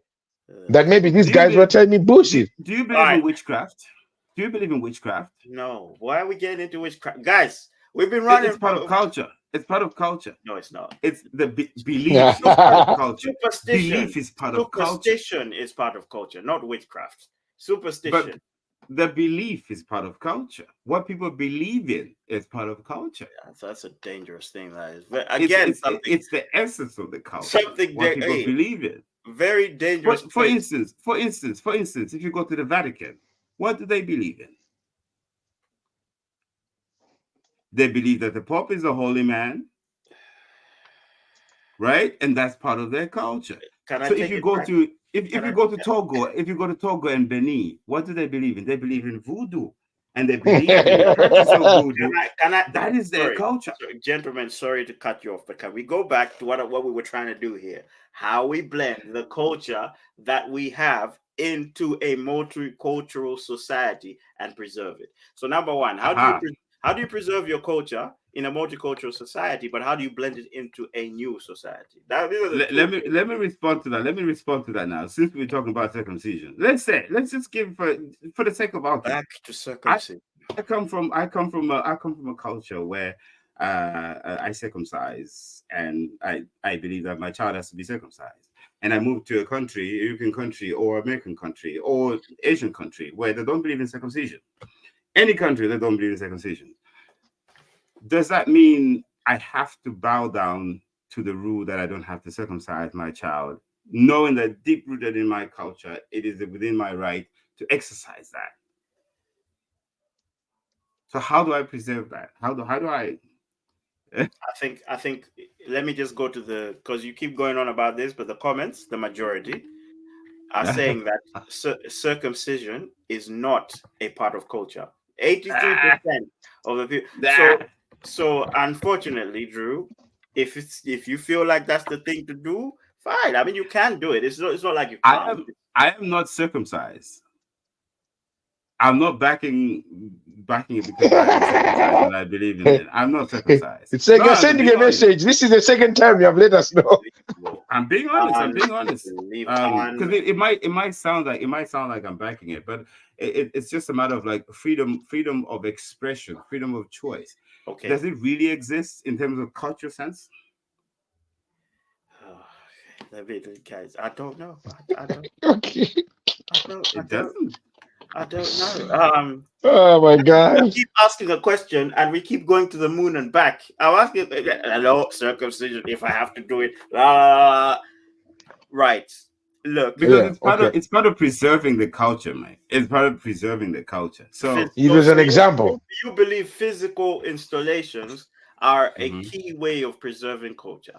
Yes. Look at some cultures in Africa. They put that thing. What do you call that? They put this big, massive wooden things on their tanks. That's their culture. But Mr. Ovie, too nice. Unless you tell me what that is and why you do it. To me, yeah, but I can't explain. I'm not their culture, but I can find it. Have you not seen that? Mike, I've seen people with markings on their face. I don't know why they do it. It's within their right to not explain. Now you have to understand what we're trying to say is how do you preserve it? If that person doesn't tell me and doesn't tell everybody else, it stops with that person. This is what I'm trying to say here, right? So the question was how. Yeah, how you preserve it, how you preserve these things. How has history been preserved? Because somebody has told you about it, or you've read about it, there's information about it, right? So I think Right. the point I'm trying to get to here, unless somebody teaches you or tells you about the culture, forget about putting it on your body or whatever it is. You're going to forget it. You're not going to preserve it. Do you know what I mean? But I think also like there's we don't need to be asking these questions unless it's a human right infringement. Oh boy. No, I'm being honest. Unless it's a human right infringement, then you can ask the question about culture. If someone wants to pierce their face because they believe that's culture, they're not infringing any human rights to anyone. Why would you question that? I think you guys are stuck on that circumcision thing. Like, no, this is not circumcision either. It's like, okay, let's look at this hijab, for example. What's up, Fatson, right? Man? What's going on? Fatson's in the building. Yeah. let's look at the hijab, for example. Why are people so against the hijab? I don't get it. Who's against the hijab? Their culture. There's a lot of people who's saying like, oh, why shouldn't a woman show her body? I mean, there's so many women that I know who are totally okay with it because they believe in their culture. Like, I'm culturally obliged to wear hijab, and that's within my culture, and I have to wear it. And then people say, no, but that's infringement to the women human rights. I'm like, no, but it's not. Like, understand the core reason why they do it. Okay. No. Okay. So we live in a modern world right now whereby showing tits and ass is a norm, right? And then when we look at a person wearing a hijab, we think like, oh, what's that? That's weird. I've never thought. You get my sense, though. You get my sense, though. I've never thought of it as weird. Of course, as a younger person, when the first time you see it, you think, why must somebody conceal their face? Of course, but you don't understand that. It's culture. Like I said, if somebody doesn't tell me about it, I'm going to make fun of it because it's not part of my culture. So it's not something I understand. So it's foreign. Straight away, my perception of it is just, what is it? So it's like the markings when RB was saying here, I agree with that. One tally, it's tribal markings, but you wouldn't have known they're tribal markings if somebody didn't tell you that they were. So if somebody comes to you and they've got these little markings in their face, you'd think, somebody roughed you off or something. What's going on? If we didn't have the education, this is what I'm trying to get to here. The education of these markings, we'd be sitting here thinking, what kind of person scratches their face? It's the same way we're talking about this hijab thing. So that's why I'm saying, like, it's important to talk about these things, and that's one of the best ways to preserve culture. Share the culture, share the knowledge. That's what I'm trying. You can't just sit there with a scarred up face or a hijab and just think people are going to know what your culture is. Like, you might be preserving it in your own right, but how are you maintaining multiculturalism? Do you know what I mean? I think Cornelia says, let's go back to witchcraft or flying. Ovie, how many miles a year do you do? That's the question. That's the question for the insurance company. Where is it? Your face has disappeared. We can only hear you laughing. RB says that's a religious requirement, Drew, not a cultural thing. Voodoo practice, religious is part of culture. Religion is part of culture.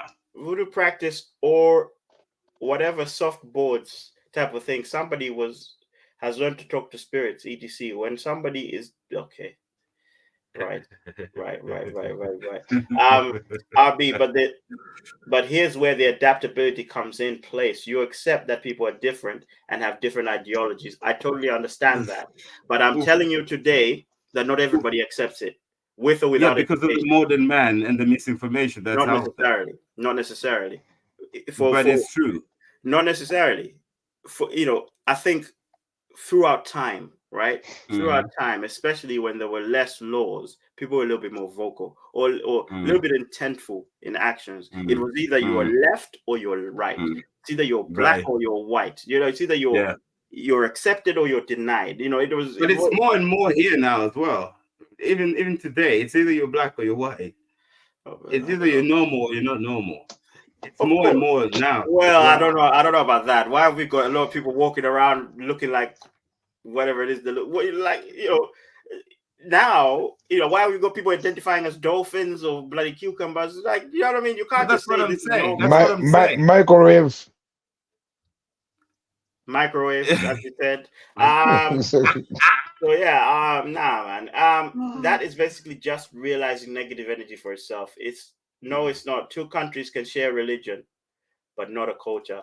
I'd have to disagree with that, RB. I think a lot of people that have similar religion tend to have similar culture. Similar cultures. They tend to do that because your church sort of teaches you how you should live as a society. Church is a society. And by the way, I think she's referring to religion as Christianity and Islam. I wouldn't look at it that way. I wouldn't look at it that way. Religion is not. Religion is vast. Separate that. Religion is vast. You have to. In fact, the thing that creates confusion is religion. Anyway, that's a topic for another day. That's a topic for another day. Chichewa word of the week, guys. Jeez, honestly, 1 hour 50 minutes later. Chichewa word of the week, gentlemen. What's the Chichewa word of the week? Ovie, let's give it to you since you're known as the Yao specialist. Yeah. Did you shave, by the way? Did you shave? Sure. What? You know what? I was gonna say that. This guy, you look like, very babyish. You look He looks like one of those uncles from the village, man. Like he's received his salary and he wants to look. Like those people that working out. Like guys, I look fresh. I look fresh, do I? No, I look fresh, yeah. Never do that again. Never. You look like Kenneth. You look like Kenneth Edmonds. Kenneth Edmonds, aka Babyface, the R&B Messiah. Because I think you like this look, do you? Ovie, I'm sorry. Don't do that again. You look like it looks like it's crocodile skin, boss. Like what is going on here? Like hip, Jesus. Anyway, guys, it's your word of the day, man. Let's go. Your word of the week. Sorry. I mean, it's there's a lot of Chichewa words you said today alone, Yeah, but no, it's not like what I said today. They couldn't be Chichewa words, like you know what I mean, like Jando and them and things like that. I don't think I said any Chichewa word that would be over there, man. Apparently, they say that you should never do this shaving thing again. Honestly, don't do it. You look so weird. You're faster. You look like. He looks like Kandabongo, man. That's who he looks like. You know what I mean? Let me show you. You really think I am pulling this off? No. No. This is. When I saw you, I thought you were gonna sing like every time I close my eyes, I thank the Lord. Guys, I was looking on, guys, I was looking on the mirror and I thought I'm pulling it off. I was like, God damn, who's that sexy? Apparently, you look like Tracy Morgan. Somebody says you look. That's right. Tracy Morgan's better. Yeah, actually, he looks like either him or Tracy Morgan. That is right. Tracy Morgan's better, actually. The comedian, yeah. Tracy. I'll agree with Tracy. There you go. And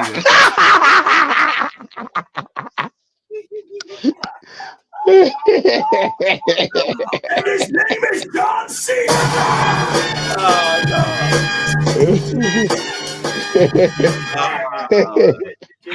This guy can't even come up with Chichewa word of the week. No, I got Drew. Do you probably have something? You know what I mean? You're good at that. Guys, me, I speak a lot of gangster language, English and shit like that. So, I ain't got no Chichewa word, I have one for you. Bodza. Okay. Bodza. Because what he just said is completely Bodza. Ganda for the win. Alexa Shuffle and the Bongo man. Yeah, Bodza. I think Bodza is a good one. So the Chichewa word of the week is Bodza.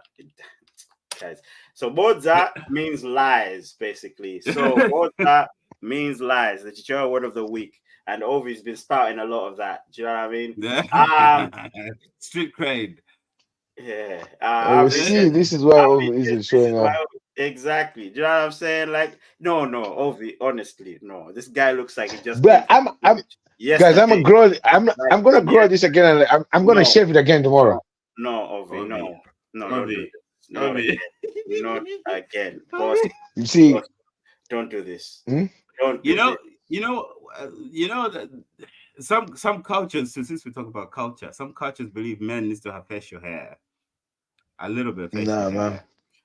No, do you know, it was just getting to a point it was annoying me. Sometimes just trying to go into my mouth. I was like, nah, shit, I'm cutting this shit. You know, I couldn't. You know, I was just annoying me. I was saying to myself, something's different about this guy. I just couldn't figure it out. It's the beard.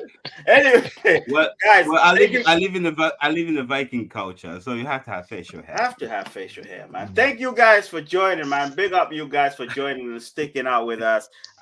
Thank you, Drew, for coming on. Thank you, Ovie, for lying. You know, I see you guys on watching us live from X, aka Twitter. Thank you guys for checking us out. Make sure you retweet it over there as well. If you're watching for Facebook, guys, like it, share it to your friends. Maybe your friends might want to see this. I know it was long, but don't worry. We're going to put some chapters in there so that you can sort of track the conversation, go back and watch it as well. Guys, for you guys in Ireland, have a lovely St. Paddy's Day. For the rest of you guys, keep the culture burning. Tell a friend to tell a friend, and make friends out there, for crying out loud. Don't be a lonely person. That's yeah. It is our Ireland's culture weekend. This one, anyway. Yeah. That's it. So Ireland's culture weekend. So guys, from all of us here at 5 Rounds, safe. Have a good weekend.